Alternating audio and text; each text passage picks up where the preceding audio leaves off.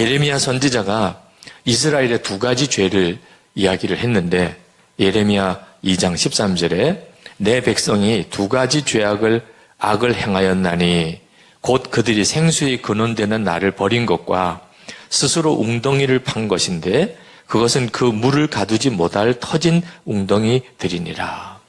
그러니까 이스라엘 백성들의 죄가 둘인데 생수의 근원인 하나님 버리고 절대로 물 가두어둘 수 없는 터진 웅덩이만 계속 파고 있었던 것. 그게 이스라엘 백성의 죄라고 그랬는데 우리도 똑같아요. 목회자들도 똑같습니다. 인정하기 쉽지 않지만 예수님은 버리고 관심이 별로 없으니까 다 안다고 생각하니까 예수님은 버리고 목회라는 터진 웅덩이만 파고 있는 겁니다. 그건 절대로 목회는 절대로 우리에게 생수가 아닙니다. 예수님이 생수시지 목회는 생수가 아니에요. 아무리 그 사역이 커져도 부흥돼도 절대로 그건 우리의 생수가 아닙니다. 이제는 우리는 그 증거를 수도 없이 열거할 수도 있습니다. 그런데도 여전히 많은 목회자들이 생수의 근원이신 주님은 버리고 그리고 목회라는 터진 웅덩이, 교회 성장이라는 터진 웅덩이만 파고 있다는 거예요. 진짜 예수님은 내게 생수의 근원이 되셨나? 나는 예수님으로 해가를 받은 사람인가? 확인할 수 있습니다. 뭐로 확인할 수 있냐면 행복한 거예요. 내 마음이 너무 행복한 겁니다. 사역과 목회 현장 아무 상관없이 내 속에서부터 정말 넘치는 행복이 있는 거예요. 그러면 그는 진짜 예수님을 생수의 근원으로 만난 분이고 분명히 나도 예수님을 믿고 목회자까지 됐는데 계속 내 속에는 만족함이 없고 기쁨이 없고 감사가 없어요. 그러면 난 지금 현실적으로는 주님을 버린 겁니다. 어느 목사님 한 분이 저희 교회 부목사 되고 싶으시다고 오셨어요. 아니 담임을 하고 계신데 어떻게 지금 부목사가 되고 싶어 하십니까? 그랬더니 하시는 이야기가 고등학교 다닐 때 성령 체험하고 그리고 주의 종되기로 헌신하고 신학교를 갔는데 아버지가 절대 반대를 하셔. 나중에는 거의 의절 상태로 자기 혼자 신학교를 가서 돈 벌어가면서 공부해야 되니 고생 엄청 했고 전도사 시절에 목사님과 교회가 힘들고 그래서 고생하고 부목사 시절에 담임 목사와 안 맞아서 힘들고 지금 담임 목회하는데 교회는 부흥이 안 되고 한 번도 행복해 본 적이 없다는 거예요. 그런데 선한목자교회를 보니까 굉장히 행복해 보인다는 거예요. 야, 내가 행복한 목회를 경험을 못 해봐서 행복한 목회를 못 하는 거구나.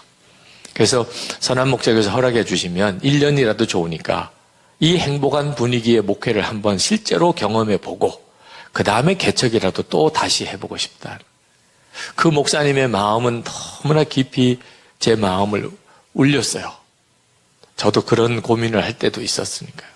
그런데 오시라고 못했어요. 그 목사님께 말씀드렸어요. 목사님, 고등학교 다닐 때 성령 받으셨다고 그랬는데 이미 그때 주님이 목사님 안에 오신 거잖아요.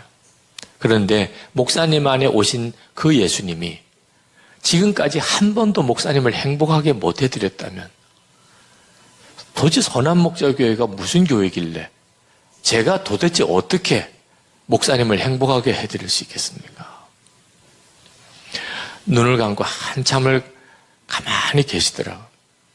그러더니 일어나셔서 감사합니다. 그러고는 뒤도 안 돌아보고 가셨어요. 무엇이 그렇게 감사하다고 하셨는지는 모르죠. 들어보지 못했으니까. 우리의 진짜 행복은 예수 그리스도에게 있는 거거든요. 다 우리가 그 주님을 모셨고 그리고 그 주님이 나를 이렇게 사역을 하게 하고 있는 거거든요. 그런데 행복하지 않는 거예요. 예수님으로 인해서 만족이 안 되는 겁니다. 이 문제를 해결하지 않고 그 어떤 것으로도 우리 문제 해결 안 됩니다.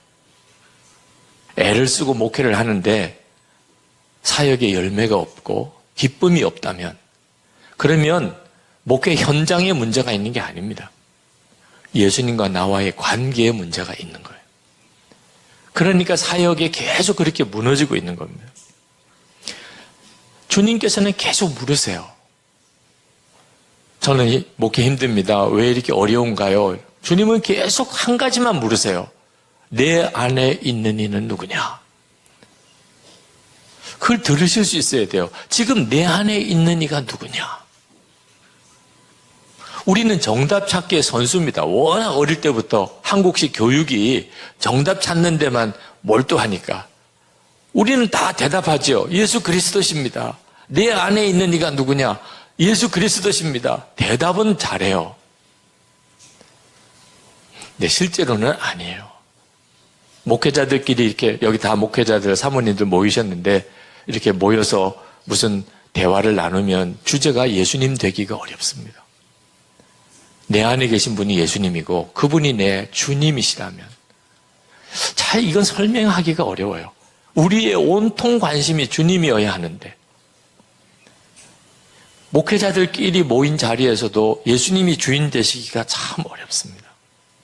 목회하면서 정말 두려운 건요, 목회가 안 되는 게 아닙니다. 설교 못하는 것도 아니에요. 진짜 두려운 것은 오히려 주님과 교제가 깊어지지 않았는데도 기도 생활, 말씀 생활, 주님과 동행하는 삶이 깊어지지 않았는데도 얼마든지 은혜롭게 보인다는 거예요.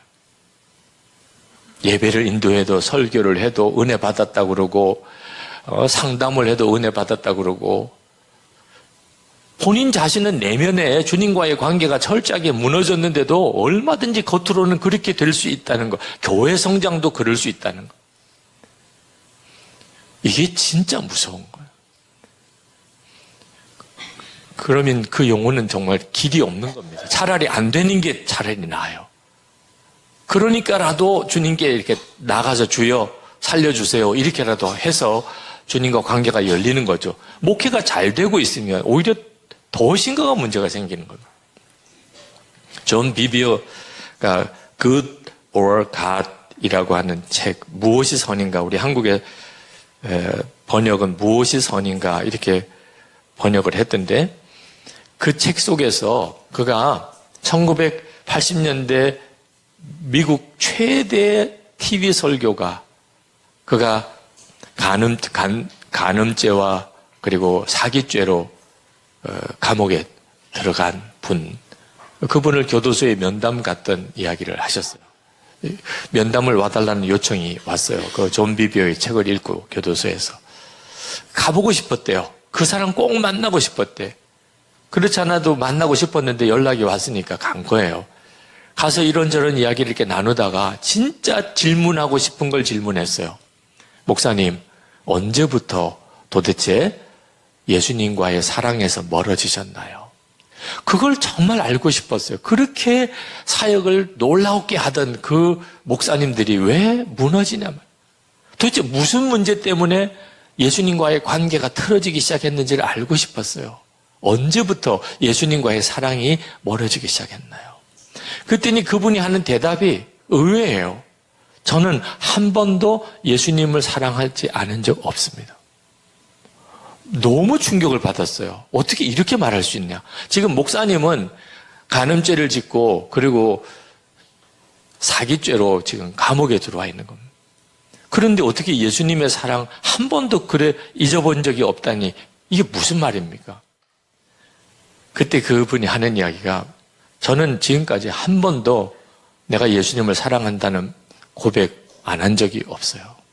그러나 예수님을 두려워해 본 적도 없습니다. 그 말이 존 비비어 목사님에게 엄청난 충격이 됐대. 이게 가능한 일인가? 예수님을 사랑한다고 하고 예수님을 두려워하지 않을 수 있나? 뭔가가 확 깨달아지더래요. 그러면서 그분이 하는 이야기가 나만 아닙니다. 나와 같은 목회자와 교인들 대부분입니다. 예수님을 사랑하지만 예수님을 두려워하진 않아요. 여러분, 이게 가능합니까? 어떻게 이게 가능하죠? 우리도 예수님을 사랑하죠. 생각도 그렇습니다. 나는 예수님을 사랑해. 주님이 얼마나 좋은 분이고 얼마나 감사해요. 근데 예수님이 두렵지 않아요. 무슨 말을 하거나 행동을 하거나 하는데 주님이 두렵지 않아요. 그래서 말 막 하고 행동도 막 합니다. 계속 주님 사랑한대요. 설교도 그렇게 해요. 왜 이런 일이 벌어지죠? 실제로 주님이 함께 계신 것에 대해서 모르는 겁니다. 그러니까 예수님을 사랑한다는 게 지식이에요. 생각은 그렇습니다. 근데 예수님과의 관계의 핵심은요, 예수님과 함께함이에요. 주님이 나와 같이 계시다는 그 의식이 나로 하여금 모든 것을 조심시키는 겁니다. 주님이 함께 계신데 어떻게 말 함부로 해요? 주님이 함께 계신데 어떻게 거짓말해요? 주님이 함께 계신데 어떻게 불륜의 관계를 맺어요? 그러니까 우리가 예수님을 사랑한다고 말하고 설교도 하면서도 얼마든지 타락할 수 있어요. 주님이 나와 함께 계신 것을 명확하게 본인이 그 임재에 대한 믿음이 없으면, 그러면 한순간에 우리가 무너집니다. 예수 동행 일기 왜 그렇게 쓰자고 하나? 일기에 초점이 있지 않습니다. 일기 쓰자고 그러니까 다들 경기하시더라고요. 초등학교 때 내려놓은 일기를 또 쓰라고 그러나 우리 부목사님들 정말 사임까지 생각하시더라고요. 네. 그렇지 않아도 바빠 죽겠는데 무슨 일기를 또 쓰라는 거야. 그리고 또 뭐 나누라니 무슨 일기 검사하는 거야. 뭐 이제 이런 마음이 드시는 것 같아요. 근데 초점은요, 일기는 그냥 체크하는, 뭘 체크하는 거죠? 내가 항상 주님을 바라보고 사는지를 체크하는 겁니다. 초점은 예수 동행이에요. 예수 동행. 내가 그냥 막연하게 예수를 믿는 게 아니고 그 예수님과 동행하자는 겁니다.